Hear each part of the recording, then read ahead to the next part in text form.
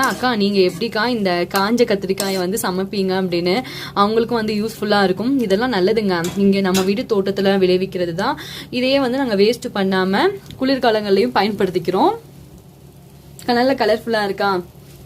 இப்ப இத மூடி போட்டு வேக விட்டுலாம். உப்பு மட்டும் நம்ம பார்த்து செக் பண்ணிக்கணும். இப்பங்க மூடியை வந்து ஓபன் பண்ணி பாத்திரலாம். சூப்பரா வந்து கத்திரிக்காய் கிரேவி வந்து ரெடி ஆயிடுச்சு. காஞ்ச கத்திரிக்காய் கிரேவி. இப்போ வந்து நம்ம அடுப்பை வந்து கொஞ்ச நேரமா சிம்ல வச்சு அப்படியே கொஞ்ச நேரத்துக்கு வந்து வேக விட்டுட்டு அதுக்கப்புறமா வந்து கேஸை வந்து ஆஃப் பண்ணிடலாம். கேஸையும் வந்து ஆஃப் பண்ணிட்டேன். கேஸையும் ஆஃப் பண்ணியாச்சு. பாருங்களேன் காஞ்ச கத்திரிக்காய் கிரேவி எவ்வளவு சூப்பரா வந்திருக்கு அப்படின்னு. காஞ்ச கத்திரிக்காயுமே நாங்க விடுறது இல்ல, இதுலயுமே வந்து கிரேவி பண்ணிடுறது. உண்மையாவே இந்த கிரேவி வந்து சூப்பரா இருக்கும். ஆனா சாப்பாடு வந்து நீங்க சாப்பிடும் போது சோறு வந்து